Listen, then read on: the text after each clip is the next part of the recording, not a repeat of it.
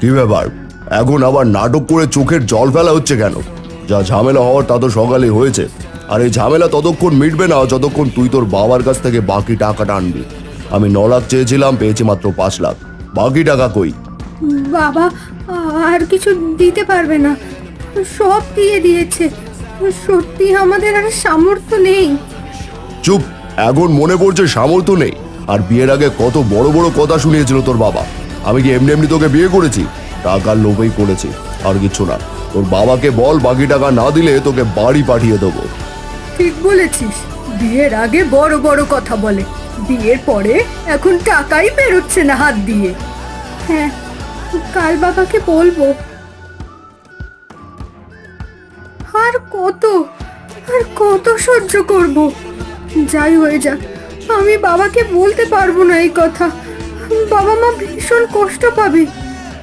এর থেকে মরে যাওয়া ভালো আমার কাছে। না না, এখানে থাকলে এরা আমাকে বাঁচতে দেবে না, তাই আমাকে পালাতে হবে, তাতে সবার মঙ্গল। মা, তুমি রক্ষা করো আমাকে। সেই মূর্তি ছিল তার ছোটবেলার খেলার সাথী, সবসময় নিজের কাছে রাখত। তখন ভক্তি বুঝতো না, বড় হওয়ার সাথে সাথে বুঝেছে ঈশ্বর কাকে বলে, ভক্তি কি। তারপর থেকে আর সে সেই মূর্তিকে কাজ ছাড়া করে না।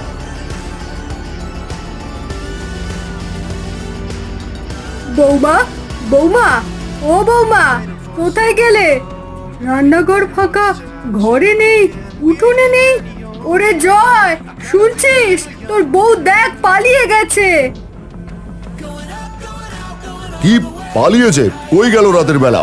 শেষে কেন এরকম চরিত্র? জি জি জি জি, লোকের কাছে মুখ দেখাবো কিভাবে আমি? না জানি কার সঙ্গে পলালো। আগে বলতাম না, মুখ দেখে ঠিক ভরসা হয় না। এখন কি হবে? গ্রামের লোক জানলে তো মান সম্মান কিছু থাকবে না। চুপ করো, চেঁচিও না। এখন আগে চলো ওর বাপের বাড়ি যাই, নিশ্চয়ই ওখানে লুকিয়ে আছে। ওই তো রূপ, কে নেবে ওকে আবার?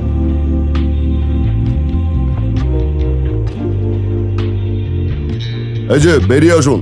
আপনাদের গুণধরী মেয়ে কোথায়? কোথায় লুকিয়ে রেখেছেন তাকে? বেরিয়ে আসতে বলুন, সময় আছে এখনো। মেয়েকে বের করবে মানে? এসব কি বলছো তুমি? আমার মেয়ে কোথায়? মেয়ে কোথায় মানে? আজ সকাল থেকে তাকে কোথাও খুঁজে পাওয়া যাচ্ছে না। এখানে ছাড়া সে আর কোথায় আসবে? আমার মেয়েটা বাড়িতে নেই, কোথায় গেল? কই গিয়ে পড়লো? কেউ কিচ্ছু জানে না। এ কি সর্বনাশ হলো! কই গেল কে জানে। ছোটবেলা থেকে কিছুই মুখ ফুটে বলতো না। তোমরা নিশ্চয় ওকে কোনো কষ্ট দিয়েছো। আমার মেয়ে কোথায় বলো? একদম আমাদের ঘরে বসতে পারে না। আপনার মেয়ের চরিত্রের সমস্যা আছে, নইলে কেউ মাঝরাতে বাড়ি থেকে বেরিয়ে যায়? না, সেই মাঝ রাত থেকে হেঁটে চলেছি, আর পারছি না। কিন্তু সামলে হবে না। কোথায় আসলাম জানতে হবে। আমি আর কিছুতেই ওদের কাছে ধরা দেব না। আমাকে নতুন জীবন শুরু করতে হবে। ওই অত্যাচারের জায়গায় আমি আর ফিরে যাব না, কোনো দিন না। ও দাদা, এই গ্রামটার নাম কি বলবেন?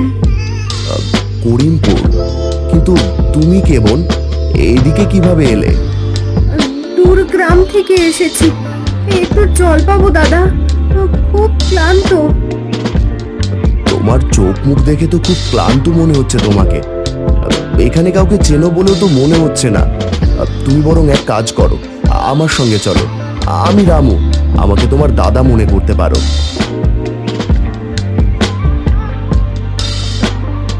কি গো, এই মেয়েকে কি অবস্থা ওর? দেখে তো মনে হচ্ছে শরীরের অবস্থা ভালো না। কোনো রোগ আছে কিনা কে জানে।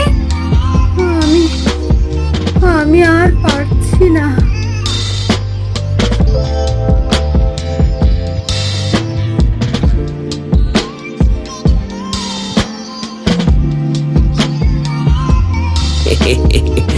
না না, চিন্তার কিছু নেই।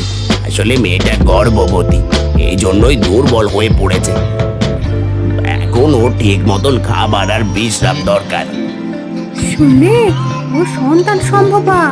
বেচারি মেয়েটা একা একা ঘুরছে, কে জানে কি কষ্টে এসেছে।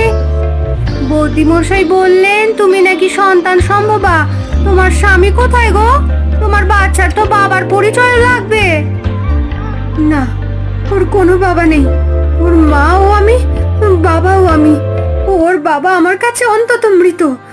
তোমরা আর কখনো আমাকে এই নিয়ে জিজ্ঞাসা করবে না, তাহলে কিন্তু আমি এখান থেকে চলে যাব। আচ্ছা বেশ বেশ, ওসব বাদ দাও, তুমি বরং বিশ্রাম নাও, আমরা পাশের ঘরে আছি। কিন্তু রেখা, আমরা নিজেদেরই ঠিকমতো খাবার জোটাতে পারি না, ওকে কি খেতে দেবো বলো তো?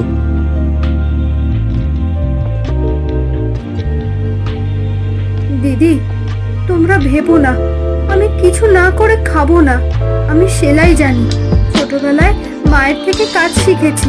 তোমরা যদি কাপড় এনে দাও, আমি জামা কাপড় সেলাই করে দেব। তোমরা হাটে নিয়ে গিয়ে বিক্রি করতে পারবে। আমি তোমাদের বোঝা হব না। তুই এত কষ্ট করে এসেছিস, এখন এসব ভাবতে হবে না। আগে ঠিক হয়ে ওঠ, তারপর একসঙ্গে ভাববো কি করা যায়। হ্যাঁ বোন, এখন তো শরীর ঠিক রাখা সবচেয়ে জরুরি।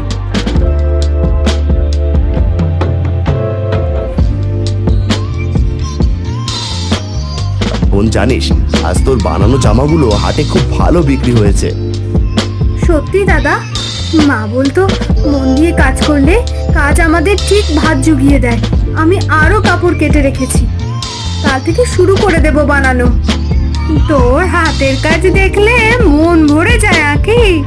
জানিস, তোর মতো মেয়েকে আমাদের বাড়িতে পেয়ে আমরা ভাগ্যবান। ধীরে ধীরে সময় কেটে যায়। একদিন দুপুরে আখির আচমকা প্রসব যন্ত্রণা শুরু হয়।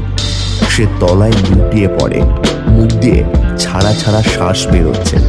রেখা আতঙ্কিত হয়ে দৌড়ে যায়। ওগো শুনছো? তাড়াতাড়ি দাইমাকে খবর দাও, আখির ব্যথা উঠেছে।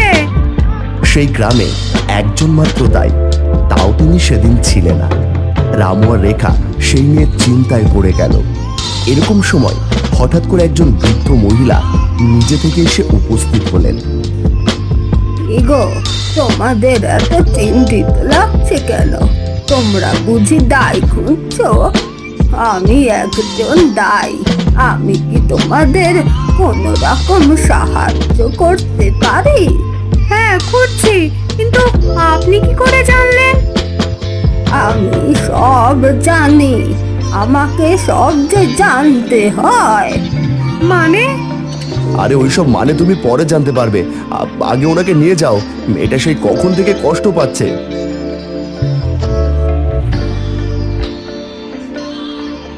বেশ, তোমরা এক্ষুনি ঘর ফাঁকা করে দাও। মেয়ে হয়েছে গো, মায়ের কৃপায় দুজনেই ভালো আছে। কি রে, তোর তো একটা মিষ্টি মেয়ে হয়েছে, তা কোনো নাম ভেবে রেখেছিলি নাকি? না, ভাবিনি। যিনি আমাকে আজকে বাঁচালেন, তুমি বরং তাকেই জিজ্ঞাসা করো। দাইমা, আপনি আমার মেয়ের একটা নামকরণ করে যান না। শ্যামা। বাহ, খুব সুন্দর নাম, শ্যামা, আমাদের ছোট্ট শ্যামা। শ্যামাকে দেখে বেরিয়ে ভেবেছিল ওই দাইমায়ের টাকাটা মিটিয়ে দেবে, কিন্তু অদ্ভুতভাবে ঘর থেকে বেরিয়ে আর তাকে খুঁজে পাওয়া গেল না।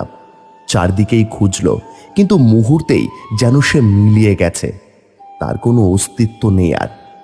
তারপর আর কোনোদিন তাকে দেখা যায়নি। শ্যামা এবার ধীরে ধীরে ছোট থেকে রামুদের বাড়িতেই বড় হলো। তার মাকেই সে বাবা হিসেবে জানলো, আর রামু আর রেখাকে নিজের মামা মামি হিসেবে জানলো। জয়, সব গেল রে বাবা। আঁকি ছিল আমাদের ঘরের লক্ষ্মী, সে চলে যেতেই তো কপাল পোড়া শুরু হলো। লক্ষ্মীরা ছাই, লক্ষ্মী মেয়েদের দেখতে কত সুন্দর হয় জানো। ওই কালো মেয়েকে বিয়ে দিয়ে এনেছো আর বলে লক্ষ্মী। ওর ব্যবসার ক্ষতি আমি ঠিক সামলে নেব। আমাকে পাশের গ্রামে যেতে হবে অর্ডার আনতে। আসছি আমি। তোকে বারবার করে বললাম বাড়িতে থাক, কিন্তু কে কার কথা শোনে? অযথা পিছু নিলি আমার। এসে যখন গেছিস তখন জলের কাছে যাবি না। না না মা, আমি তোমার সাথেই থাকবো।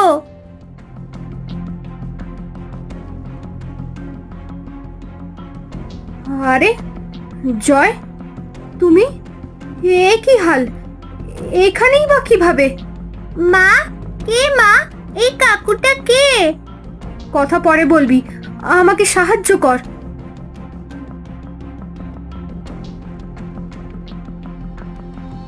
ওনাকে আমি জল থেকে তুলেছি, একা দাঁড়াতে পারছি না, তাড়াতাড়ি সাহায্য করো। ভয়ের কিছু নেই বৌমা, জলে পড়ে গেছিল তাই জ্ঞান হারিয়েছে, আস্তে আস্তে ঠিক হয়ে যাবে। আকিব, তুই এখানে? আর আমি তার মানে ঠিকই ধরেছিলাম, তুই অন্য কোনো পুরুষের সাথে পালিয়েছিলি। তুই এতদিন কোথায় ছিলি, কিভাবে ছিলি এর সাথে? একবার আমার কথা মনে পড়েনি বল? মা, এই কাকুটা এত চেঁচাচ্ছে কেন? কি হয়েছে? তোমাকে মা বললো? মানে এর মধ্যে তোমার মেয়েও হয়ে গেল, তাও এত বড়? কি আমার সাথে বিয়ের আগে থেকে এসব চলছিল নাকি? এসব তুমি কি বলছো? এটা তোমার মেয়ে? একদম মিথ্যা বলবি না, তোর পাপকে আমার মেয়ে বলে চালানোর চেষ্টা করছিস।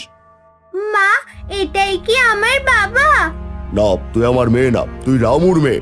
নিজের বাবাকে চিনিস না, নাটক করছিস। এখানে সে তো ভালোই সংসার সাজিয়ে নিয়েছিস আখি। তুই তুই চরিত্রহীন একজন। না জয়, তুমি যা ভাবছো তা ভুল। আমি এতটা নীচ কথা কখনো ভাবতেও পারি না।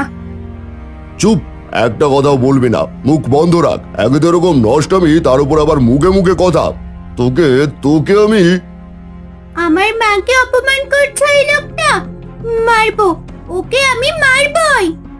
আমার মা, আমার মাকে তুমি উল্টো পাল্টা বলছো? কোন সাহসে, কোন সাহসে আমার মাকে তুমি এমন বলছো বলো? শুধু আমার মাকে না, মামাকেও তুমি অপমান করছো। কে তুমি?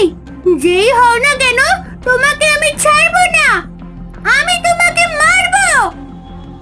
জয় শ্যামার চোখের দিকে তাকিয়ে হঠাৎ পেছনে ঢলে পড়ে। তার মনে হয় ওই ছোট্ট মেয়ের চোখে সে আর শ্যামার মুখ অদ্ভুত উজ্জ্বল, খাড়া থেকে আলো ঝলসে পড়ছে চারপাশে। ঘরের বাতাস কেঁপে উঠছে, এক অদৃশ্য শক্তি স্রোত যেন বয়ে যাচ্ছে। মা, মা গো, আমি ভুল করেছি, ক্ষমা করে দে মা। শ্যামা মা, আমাকে মাফ করে দে। আমি আর কিছু বলবো না, আর কিছু করবো না।